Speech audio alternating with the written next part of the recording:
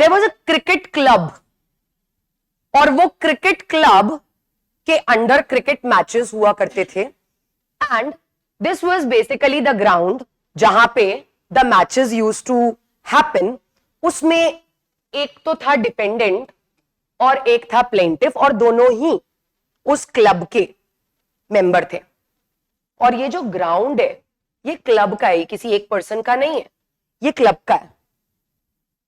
अब यहां पे क्या हुआ, वन डे ये डिफेंडेंट, एक दिन मैच हो रहा था, ये जो डिफेंडेंट है ये कैप्टन था उस दिन and plaintiff that day was a spectator. He was not participating in that match. He was just a spectator. But defendant ने जब अपनी टीम का status देखा तो उसके according he wanted to replace a player. So he said, plaintiff को उसने बोला कि उस प्लेयर की जगह क्या आप रिप्लेस कर लोगे. Plaintiff was ready because वो भी उसका मेंबर ही है क्लब का and he used to participate earlier in matches also. तो उसने बोला हाँ मैं रिप्लेस कर लूंगा. रिप्लेस करने के लिए तो ये रेडी हो गया, लेकिन रिप्लेस वाली बात के बाद जो डिपेंडेंट ने प्लेंटिफ को बोला रिप्लेस करने के लिए, तो उसने बहुत डिसेंटली बोला कि ये प्लेयर इंजर्ड है, क्या आप उसको रिप्लेस कर लोगे.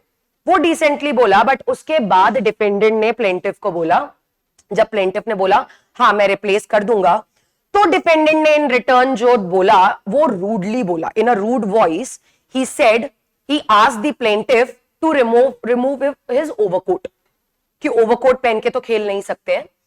जब इसने बोला हाँ मैं रिप्लेस कर दूंगा किसी प्लेयर को, तो इसने इसको रूड वॉइस में बोला to remove the overcoat.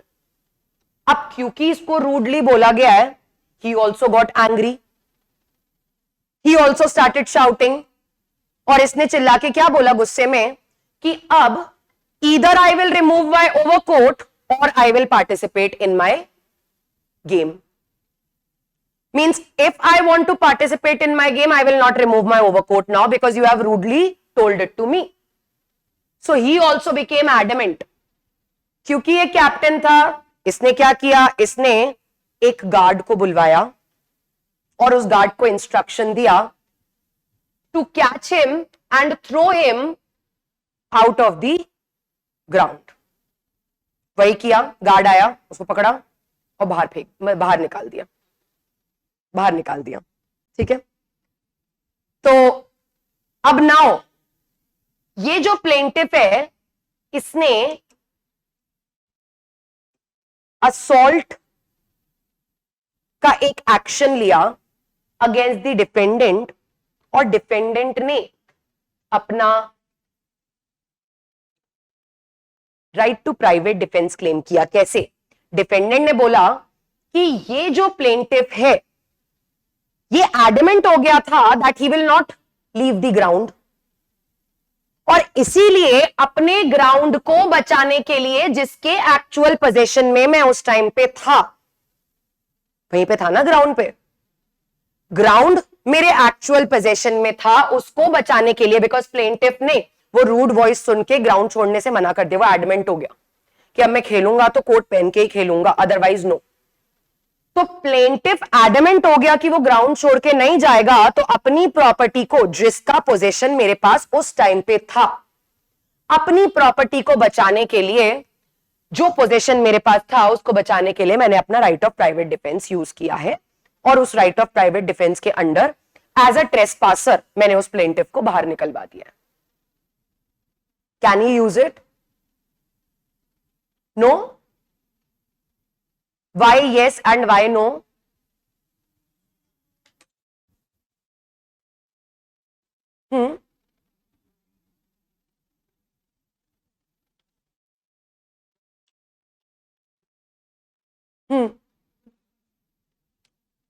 Disciplinary action ले सकता है, बट हम बात कर रहे हैं प्राइवेट डिफेंस की, और प्राइवेट डिफेंस प्रॉपर्टी से रिलेटेड अगर होता है तो हमने अभी अभी डिस्कस किया है, प्रॉपर्टी से रिलेटेड प्राइवेट डिफेंस वही पर्सन ले सकता है who has the actual position of the property. Here D claimed that he has the actual, मैं तो ग्राउंड पे हूं, so I have the actual position of the property and because of that I have the right to exclude the plaintiff being a trespasser. यहां पे the issue is whether we can say that D is in possession of the ground? No, because the ground belongs to the club and not to one person. अगर मैंने जैसे बोला disciplinary action लेना है, then the committee or the club will take that disciplinary action. D cannot exercise a right of private defense upon the entire ground which does not belong to him, which belongs to the club. समझ आ रहा है? आप किसी चीज के actual possession में हो, आपका इंटरेस्ट भी तो होना चाहिए उसके अंदर. यस और नो? यहां पे भले ही डी उस टाइम पे वहां पे फिजिकली प्रेजेंट था, but he has no actual interest because the ground belongs to the club, which means belongs to all the members. हर किसी का इक्वल राइट है. क्लब का ग्राउंड है, डी का ग्राउंड नहीं है. अगर कोई डिसिप्लिनरी एक्शन लेना है, देन द क्लब और the committee will take the disciplinary action against the plaintiff. D can not.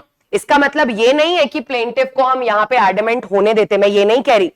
यहां पे मैं ये कह रही हूं ये प्राइवेट डिफेंस नहीं क्लेम कर सकते. आप कुछ और क्लेम करो कि ये न्यूसेंस क्रिएट कर रहा था यहां पे, इसलिए इसको निकाला गया है. कुछ भी बोल सकते हो, लेकिन आप प्राइवेट डिफेंस ऑफ प्रॉपर्टी यहां क्लेम नहीं कर सकते. Because for private defence of property, जैसे अभी हम डिस्कस कर रहे थे, you should have the actual possession and some interest in the property also. यहां पे प्रॉपर्टी में इंटरेस्ट उस क्लब का है जिसका ये सिर्फ और सिर्फ एक मेंबर है. इसकी प्रॉपर्टी नहीं है. डजंट मैटर ये उस टाइम पे ग्राउंड पे था, but he has no right to take an action against the trespasser because he has no actual interest in the property. He is just a member of this club. For that purpose, यहां पे possession वाला aspect, interest वाला aspect नहीं है, तो right of private defense भी नहीं exercise किया जा सकता. समझ आ रहा है?